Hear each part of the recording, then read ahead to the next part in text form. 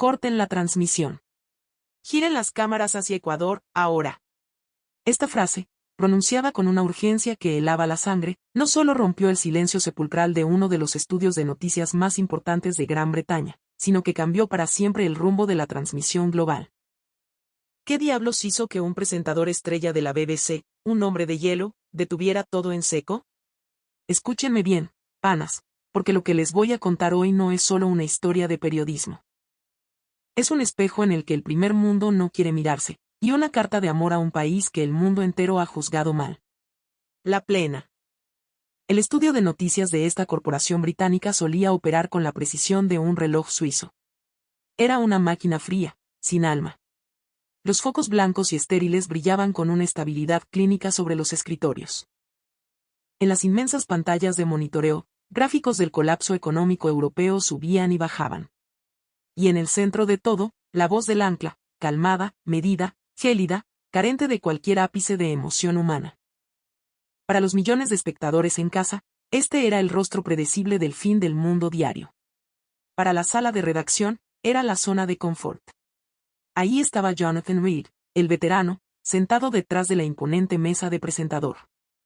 El cabello de Jonathan estaba peinado con una precisión milimétrica, ni un solo mechón fuera de lugar, su traje oscuro, inmaculado, como una armadura contra la realidad. Durante más de 20 años, Jonathan se había ganado la fama de ser un muro de piedra. Inmune al caos. Guerras, desastres naturales, crisis globales, pandemias. Él lo narraba todo con la misma entonación monótona y desapasionada. Era el hombre que te podía anunciar el fin del mundo sin pestañear.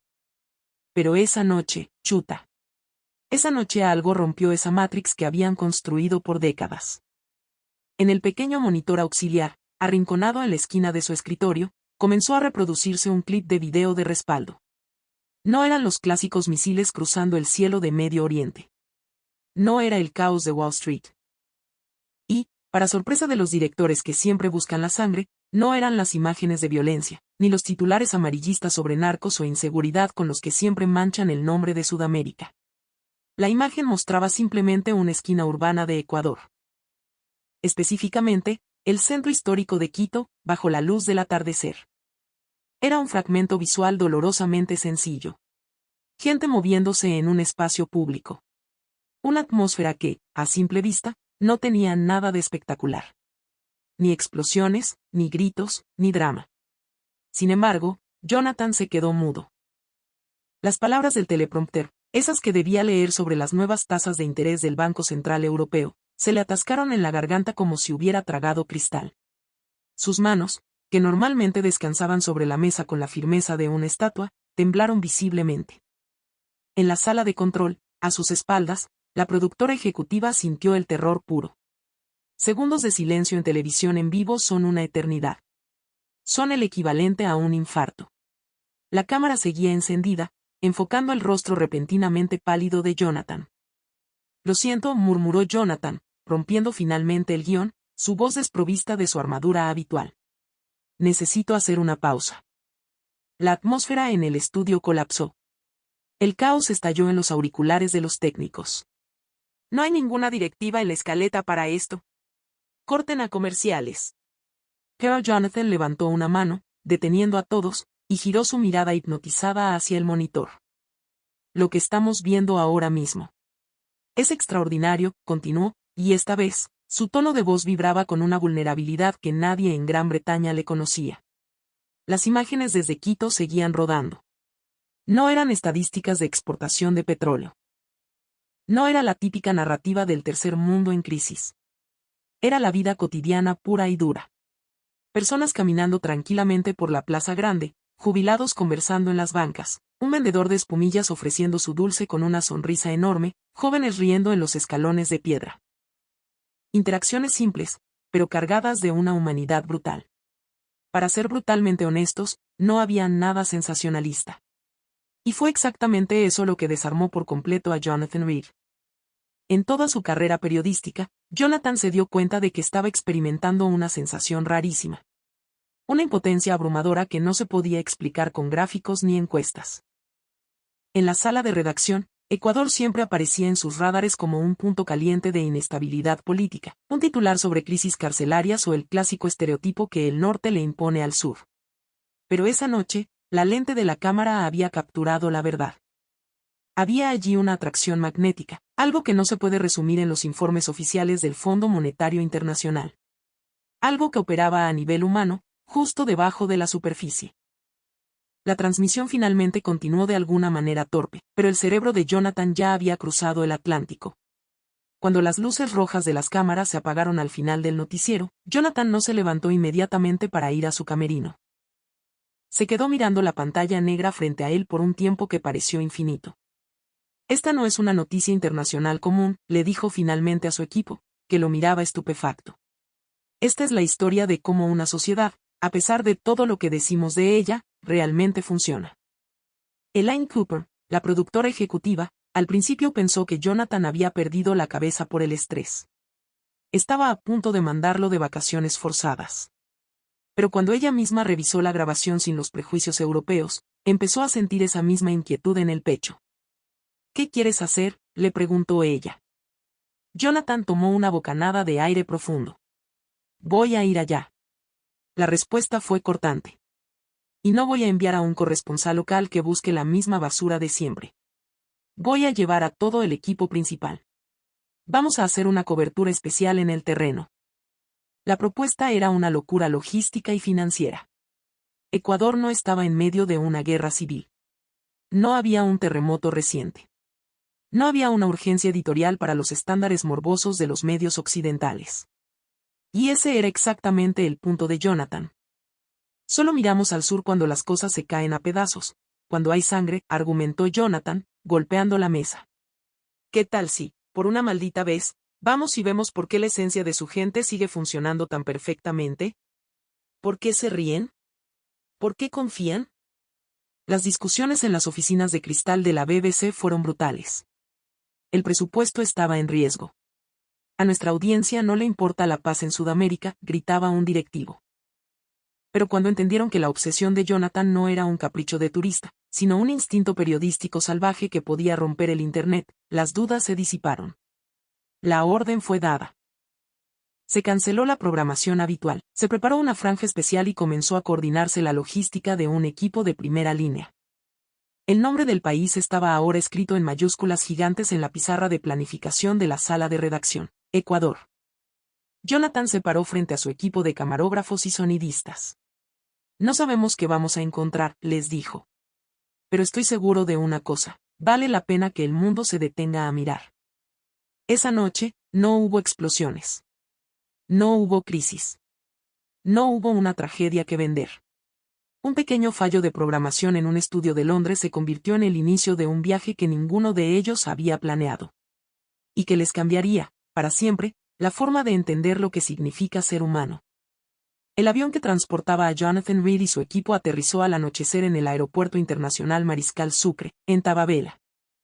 Durante el trayecto hacia Quito, pegados a las ventanas de la van, veían la ciudad encenderse como un mar de estrellas incrustado en las faldas de la montaña.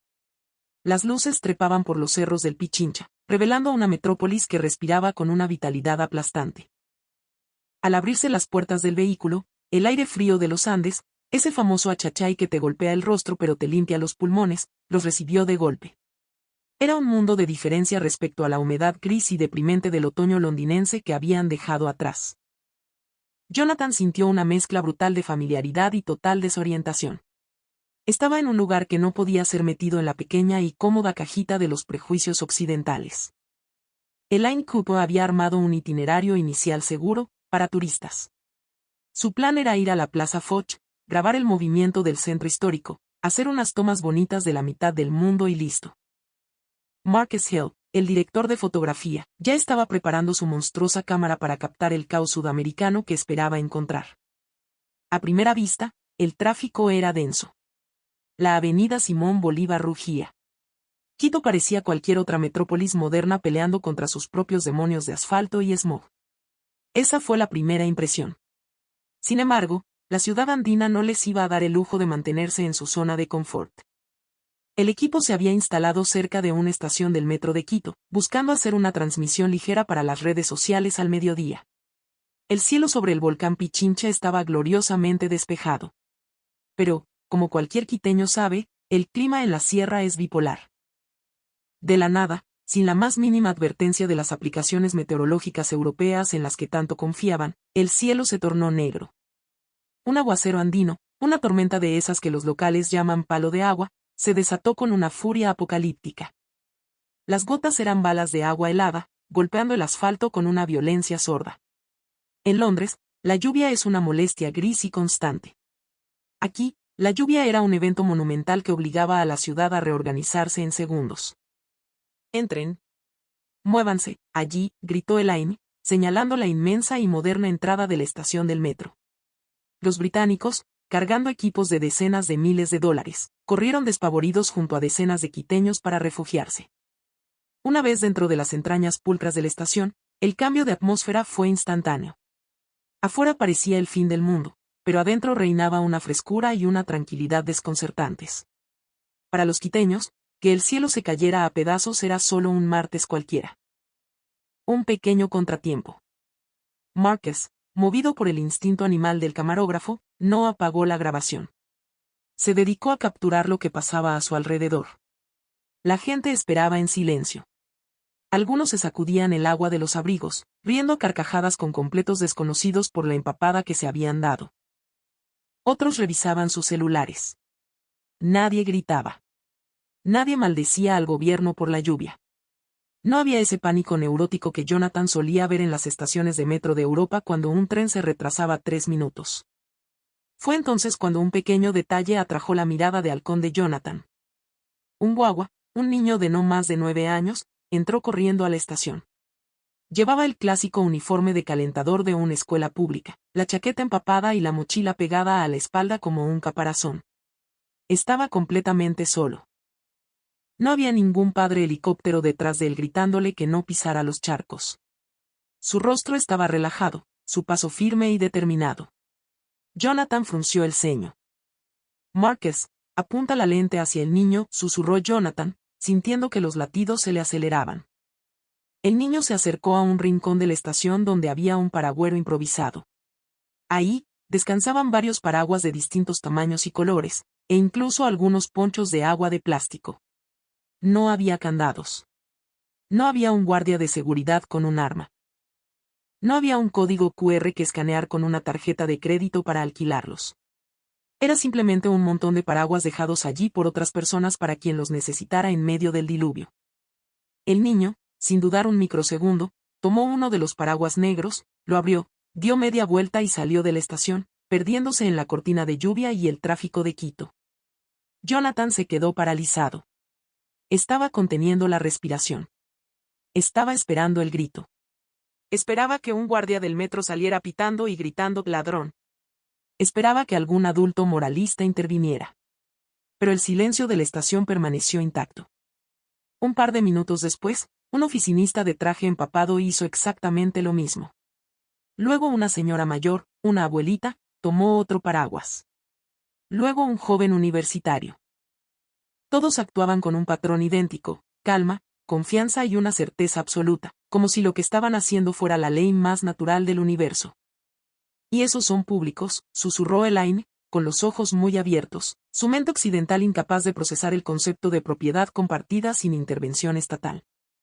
Jonathan negó con la cabeza lentamente, sus ojos fijos en el paragüero vacío.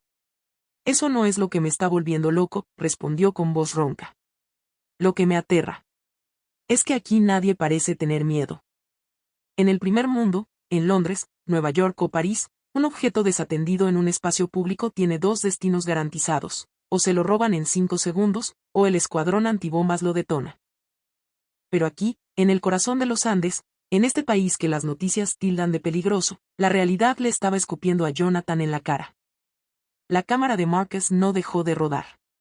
Capturó los detalles minúsculos de las horas siguientes. Cuando la tormenta amainó y el sol volvió a asomar su rostro dorando las cúpulas de las iglesias, la gente que regresaba al metro volvía a dejar los paraguas en su lugar. El orden de los paraguas seguía siendo el mismo. El número no había disminuido. No hubo discursos heroicos. No hubo cámaras de seguridad grabando para redes sociales. Era un orden silencioso, sagrado. Jonathan sintió de nuevo ese nudo en el estómago, la misma impotencia paralizante de aquella noche en el estudio de Londres. Los esquemas occidentales con los que había medido al mundo toda su vida se estaban haciendo polvo. Esto no era una coincidencia. Esto involucraba a demasiadas personas, demasiada sincronía social como para ser una casualidad. Esto es un sistema, dijo finalmente, girándose hacia Elaine. No es una regla escrita en un pedazo de papel por un político. Es un acuerdo silencioso. Elaine lo miró, procesando la profundidad de la revelación. Mañana tenemos en la agenda grabar en el panecillo y hacer un reporte sobre el turismo en la mitad del mundo, dijo ella, dudando de sus propias palabras. Jonathan dejó escapar un suspiro profundo. Negó con la cabeza y fue tajante. Cambiamos el rumbo. Manden a la mierda la agenda turística, sentenció. Si vamos a hablar de Ecuador, esto es lo que tenemos que contar. No me interesan las estadísticas de la deuda externa. No me interesan las crisis políticas. Me interesa esta gigantesca moralidad invisible que se respira en las calles y que nadie en el norte quiere ver. En medio del aguacero quiteño, dentro de una estación de transporte, las cámaras de la BBC acababan de capturar la esencia de un país. A partir de ese maldito momento, Jonathan supo que el viaje ya no trataba de lo que los británicos querían mostrarle al mundo, sino de las lecciones que Ecuador, en su infinita tranquilidad, les iba a dar a ellos. En los días siguientes, Jonathan desarrolló una obsesión. Dejó de ser el periodista que buscaba el ángulo dramático y se convirtió en un fantasma observador. Caminaba más lento. Dejó que las calles de Quito, sus olores a hornado y café pasado, su caos vibrante, fluyeran a su alrededor. Y cuanto más observaba, más se repetía el mismo maldito patrón. Los niños, los guaguas, moviéndose por el espacio público con una independencia salvaje. Caminando por las veredas estrechas del barrio La Tola, en los parques, cerca de las tiendas de barrio, los niños aparecían por todas partes sin una escolta de seguridad armada de padres neuróticos. Iban a comprar el pan, hablaban con los tenderos, se reían a carcajadas, hacían cola para subirse a los buses, interactuaban con su entorno como si la ciudad entera fuera el patio trasero de sus casas.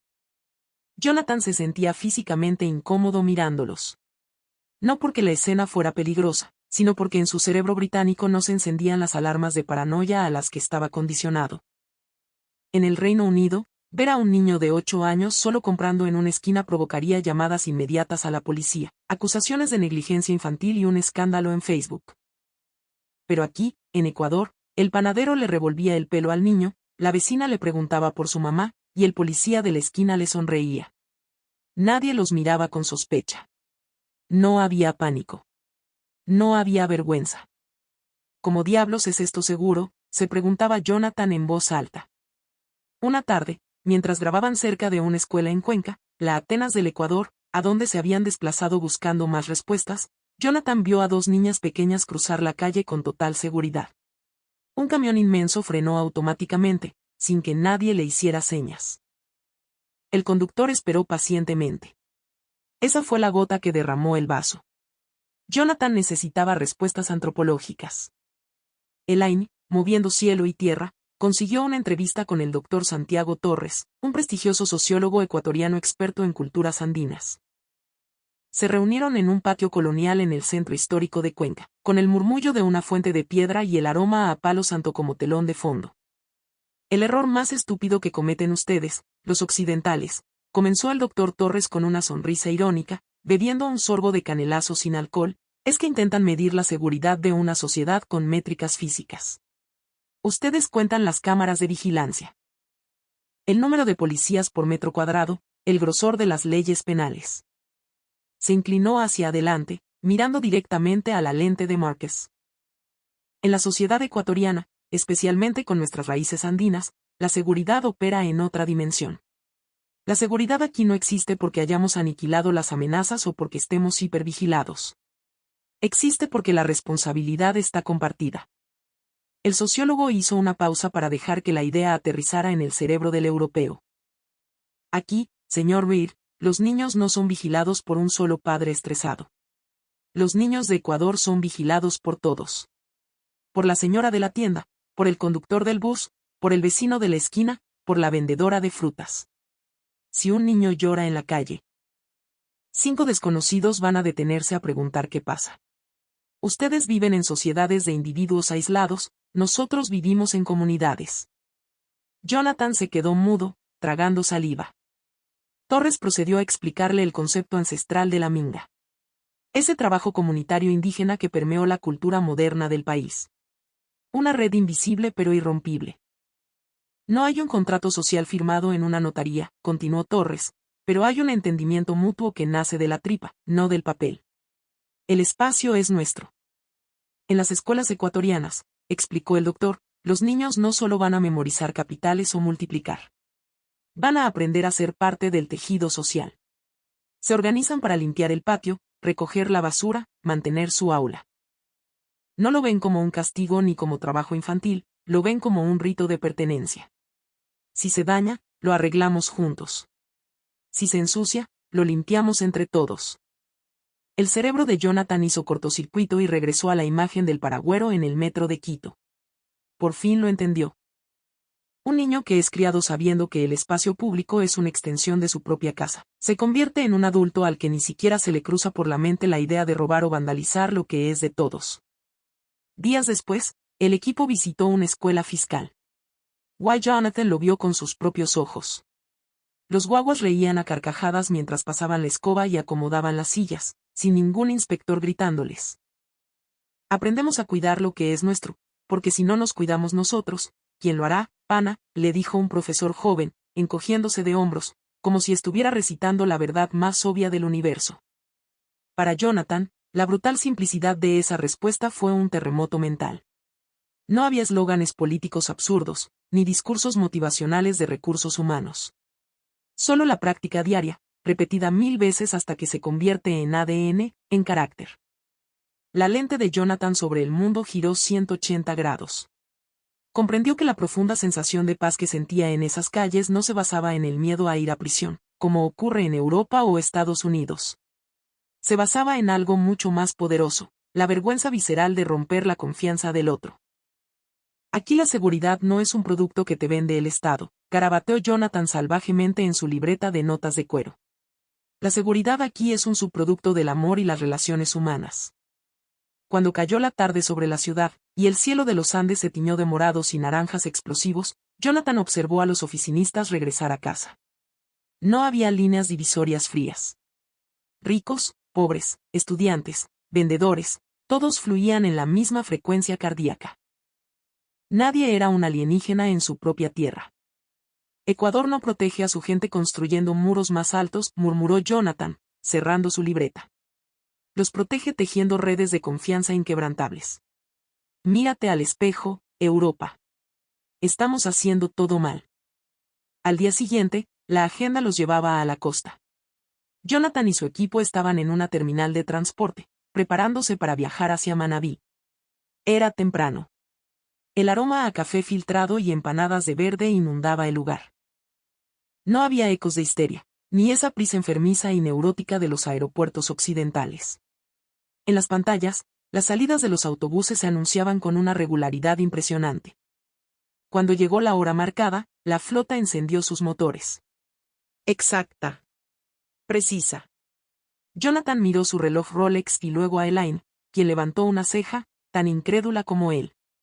Se subieron al autobús, un transporte interprovincial de primer nivel. Asientos reclinables, un silencio acogedor. Marcus encendió su cámara de nuevo. Pero esta vez no estaba buscando paisajes dramáticos de montañas o playas. El protagonista de las siguientes horas fue, nuevamente, la absurda e irreal tranquilidad de los ecuatorianos. A los 20 minutos de viaje por las sinuosas carreteras que descienden de la cordillera hacia la costa, los pasajeros comenzaron a quedarse dormidos. Cabezas apoyadas contra las ventanas, brazos cruzados relajadamente. Pero lo que destrozó la mente de Jonathan fueron los equipajes. Mochilas en los compartimentos superiores, carteras metidas debajo de los asientos. Nadie estaba abrazando sus bolsos como si su vida dependiera de ello. Nadie tenía las mochilas puestas hacia adelante con candados. Estaban vulnerables. Estaban desprotegidos. Jonathan estaba en shock. El sudor frío le corría por la frente mientras caminaba por el pasillo del bus en movimiento. En el mundo del que él venía, la hipervigilancia te la inyectan en las venas desde que naces. En el metro de Londres o Nueva York, abrazas tu mochila porque asumes que todos los que te rodean son depredadores. Pero aquí, frente a sus ojos, docenas de ecuatorianos habían decidido tomar la decisión más radical y revolucionaria del siglo XXI, confiar ciegamente en el prójimo. A lo bien esto es normal, pana, le susurró Jonathan a Marcus, intentando usar la jerga que había estado escuchando. Marcus no le respondió, solo movió la cámara con una suavidad extrema, aterrorizado de romper aquella sagrada fragilidad del sueño comunitario. Esto era real. Jonathan sintió la misma punzada de shock existencial que en la estación del metro. Esto no era pintoresco, era una bofetada a la filosofía occidental del individualismo salvaje. Era una forma radical de ver el tiempo, el espacio y al otro ser humano. El autobús descendió hacia los valles verdes y cálidos de Manabí. No había prisa. No había competencia contra el reloj. Y cuando llegaron a su destino, ese ritmo no cambió. Se profundizó. Habían llegado a Montecristi, la cuna del mundialmente famoso pero mal llamado Panama Hat, el sombrero de paja toquilla. Entraron a los talleres artesanales donde el tiempo parecía haberse detenido. Jonathan observó a los artesanos. Sus manos callosas y sabías se movían sobre las hebras de paja con una precisión milimétrica, pausada y rítmica. Cada cruce de hilos era meditado, respirado. Ustedes los gringos siempre quieren todo para ayer, le dijo un tejedor anciano, con una sonrisa sin dientes y los ojos brillantes de sabiduría. Aquí no podemos obligar a la paja, patroncito. Si usted apura las manos, la paja se rompe. El sombrero queda chueco. Hay que esperar que la humedad sea la correcta, que el sol caliente lo justo. El anciano siguió tejiendo. El proceso es largo, ñaño. Hay que secar, cocinar, tejer, rematar. Y luego volver a esperar. El tiempo no es un enemigo al que hay que ganarle. El tiempo es nuestro socio, nuestro pana. Los sombreros que salían de esas manos no eran simples accesorios de moda para que los millonarios en Europa se protegieran del sol en sus yates. Eran manifiestos físicos de la paciencia. Jonathan comprendió que ese mismo patrón se extendía a las mujeres de Otavalo tejiendo sus telares en el norte, a los agricultores de cacao en los ríos, a los pescadores en la costa. No había máquinas dictando los latidos del corazón de esta gente. La naturaleza y la comunidad eran los directores de la orquesta. Esa noche, bajo el calor pegajoso y arrullador de la costa manabita, Jonathan escribió furiosamente en su cuaderno una frase que iba a definir el documental: la seguridad y la paz de Ecuador no nacen de la velocidad tecnológica ni del control policial. Nacen de la paciencia compartida. Cuando la gente no está obligada a pisarle el cuello al de al lado para sobrevivir a la carrera del tiempo, no hay necesidad de mirarse con sospecha. El viaje estaba llegando a su fin, y el destino le tenía preparada a Jonathan la prueba de fuego definitiva. La mañana de su partida de regreso a Europa, Jonathan estaba en la terminal terrestre, rodeado del caótico pero armonioso flujo de personas, buses y vendedores gritando a Guayaquil, directo. Todo era rutinario, hasta que Jonathan llegó a la fila para chequear su equipaje. Instintivamente, llevó su mano al hombro. Luego a su espalda. Su rostro, acostumbrado a las cámaras, palideció hasta volverse del color del papel. Elaine dijo en un susurro estrangulado por el terror puro. Mi maletín. No está. Elaine soltó los boletos. En ese maletín no solo estaban sus gafas de sol de diseñador. Estaban sus tarjetas, su dinero en efectivo, su pasaporte de emergencia, el disco duro con las copias de seguridad de la grabación de la paja toquilla, y peor aún, su libreta. Las notas que contenían la catarsis de todo este viaje. Jonathan cerró los ojos, visualizando el autobús, los asientos, el restaurante donde habían comido un tigrillo en la mañana. En Londres, en París o en Roma, perder un bolso con pasaportes y dólares en una terminal pública significa una sola cosa: game over. Despídete. Estás jodido. Pero para sorpresa de Elaine, el Jonathan que habría gritado y maldecido en inglés a los cuatro vientos, no apareció. El Jonathan de hace 2 semanas habría llamado a la embajada gritando sobre la delincuencia en el tercer mundo. En cambio, el Jonathan actual se acercó a un guardia de seguridad privado de la terminal, un señor de bigote grueso y mirada amable. «Le ayudo en alguito, mi señor», le dijo el guardia con ese tono musical y servicial del ecuatoriano de la costa, sin hacer ningún escándalo. Jonathan le explicó brevemente la situación, preparándose para la burocracia de siempre. El guardia asintió lentamente, cogió su radio y empezó a contactar a los choferes y al departamento de limpieza. No hubo falsas promesas.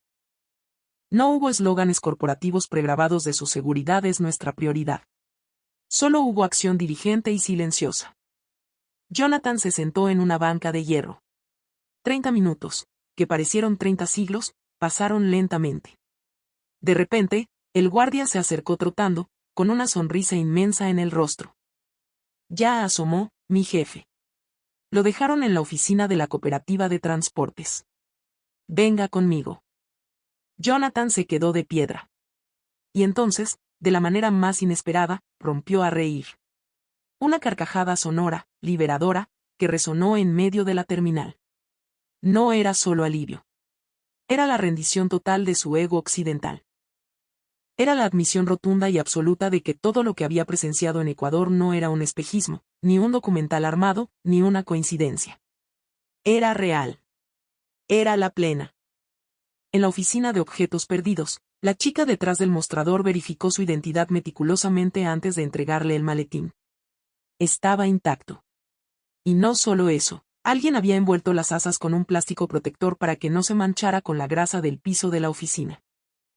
A Jonathan se le quebró la voz cuando dijo gracias. No solo agradecía por recuperar su pasaporte.